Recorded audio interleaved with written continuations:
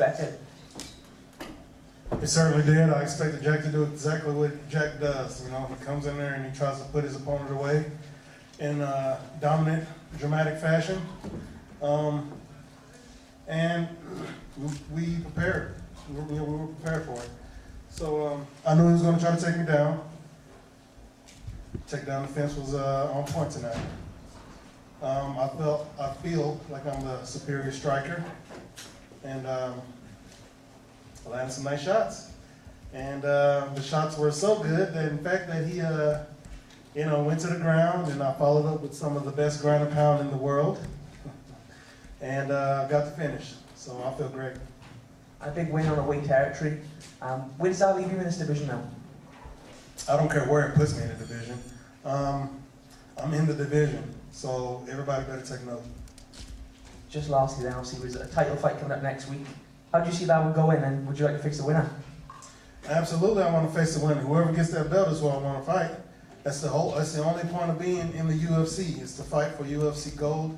Get that strap around your waist, get that strap around my waist, and defend it a number of, 16 times? I'm trying to get 16 of those little red rubies on my belt. So on to the next. Yes, Jared back here. You mentioned before some of the best ground and pound in the world. That's something he's taken pride in saying on multiple occasions that he feels that he has.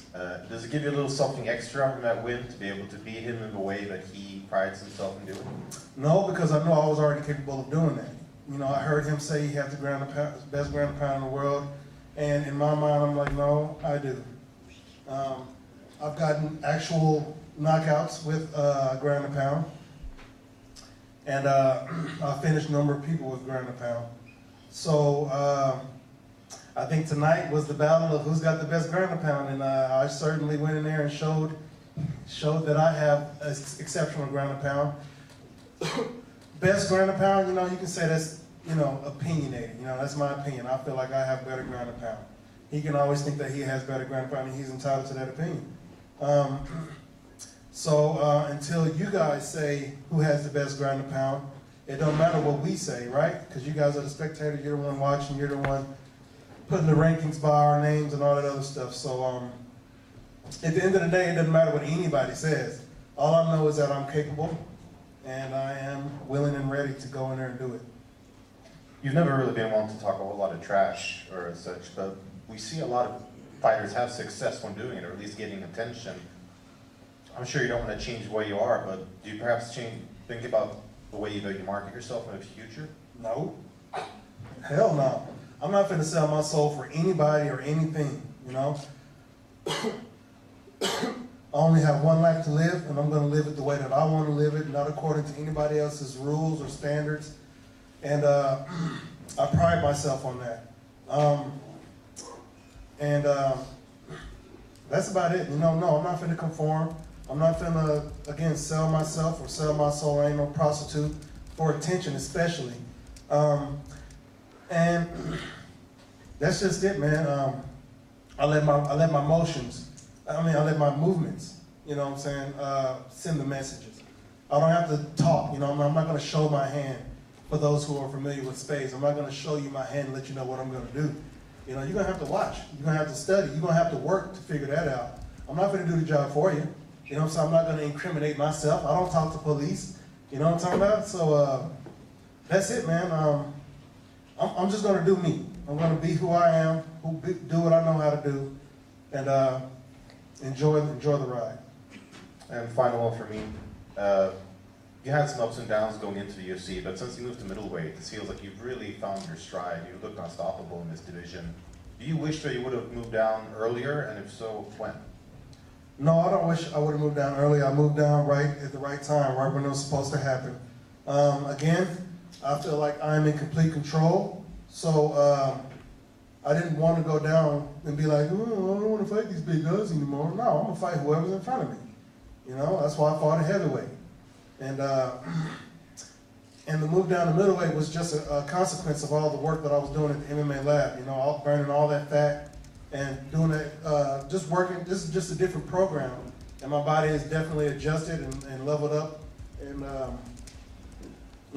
the jump down to middleweight was just common sense. When I fought When I fought Dominic Reyes, I was weighing 205 2 weeks prior to even being in, where was that at? Chile? You know, I was already 205, so it's just common sense, you know what I'm saying? Plus, those guys are tall, they're big and stuff like that, so I'm not stupid either, you know? So I may be fearless, but I'm not dumb. So it happened at the right time.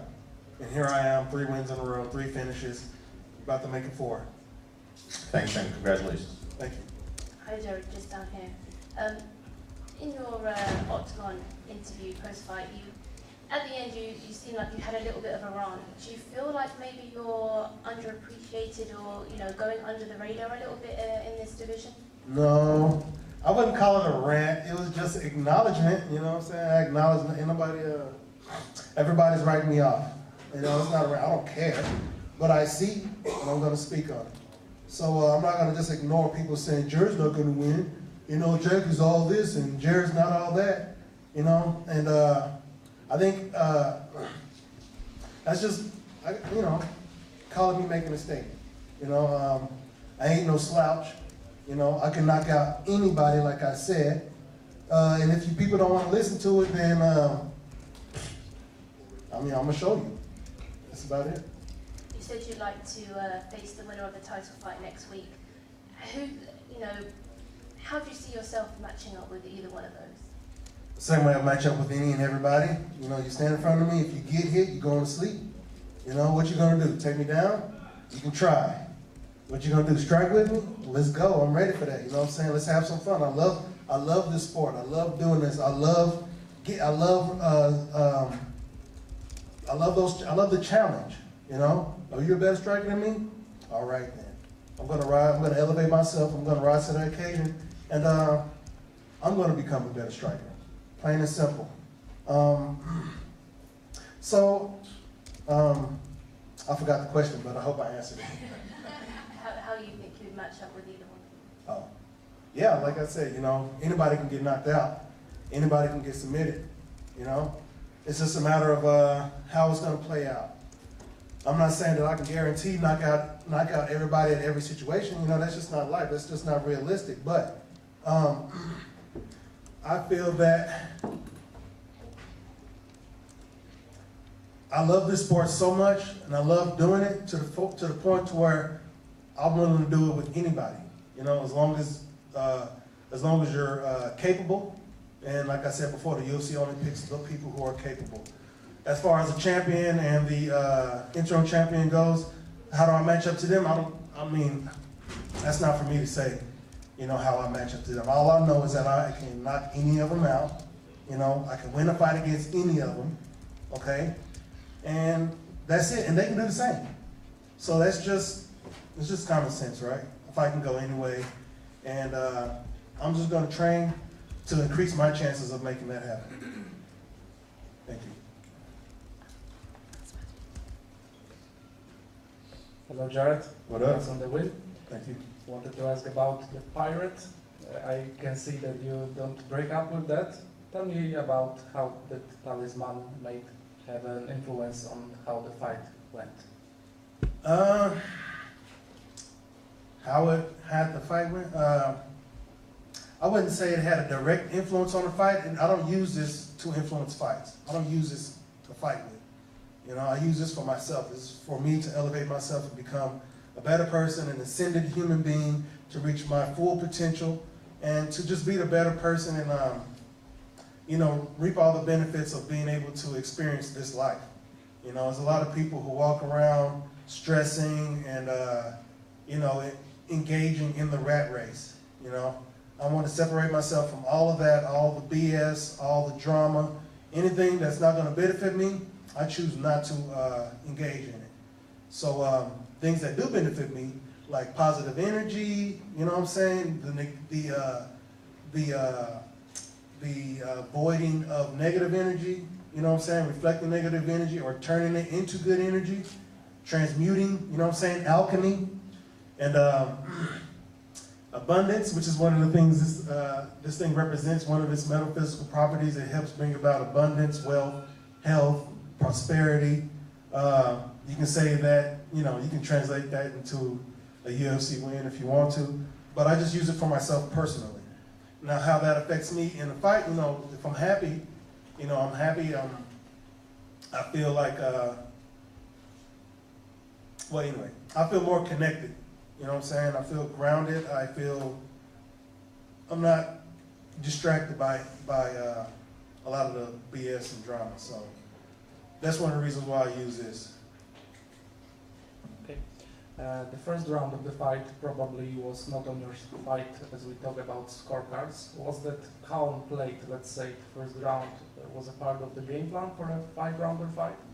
To what? Like, was the first round, you played like a calm, you know, you weren't engaging too much, making too much energy out of you.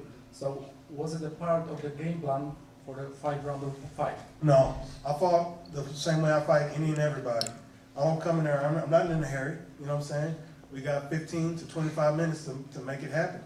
All it takes is one shot, one split second to end the fight. So you can't rush it, you know, especially at this level, you can't rush it. And we saw what happened when you rush a fight. We saw what happened, what was it, John Phillips versus Amedovski, you know what I'm saying? We know John Phillips is a banger, you know. He just stood in front of him and tried to bang it out with him, rushing it.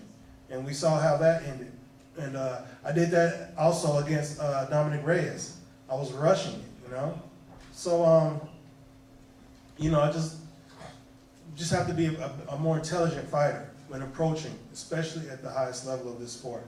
I know Jack wanted to take me down, so while I'm going to rush towards him just to give him a takedown, that would have been completely asinine right there.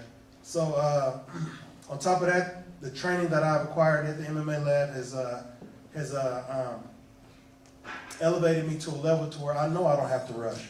You know, we're in a fight, you're going to have to come to me, and I'm going to come towards you. So I'm not going to just sprint towards you full head on. You know, this isn't, you know, we're not rams on the side of a mountain trying to, you know, find a mate or anything like that. So just an intelligent approach.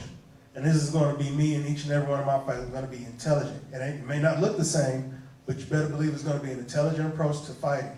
I'm going to break my opponent down. I'm going to make him feel that pressure. Just because I wasn't running towards him doesn't mean he didn't feel no pressure. All right? He didn't have nowhere to go. The cage got smaller and smaller, and I got bigger and bigger until he had nowhere else to go. So that's just the way I play the game.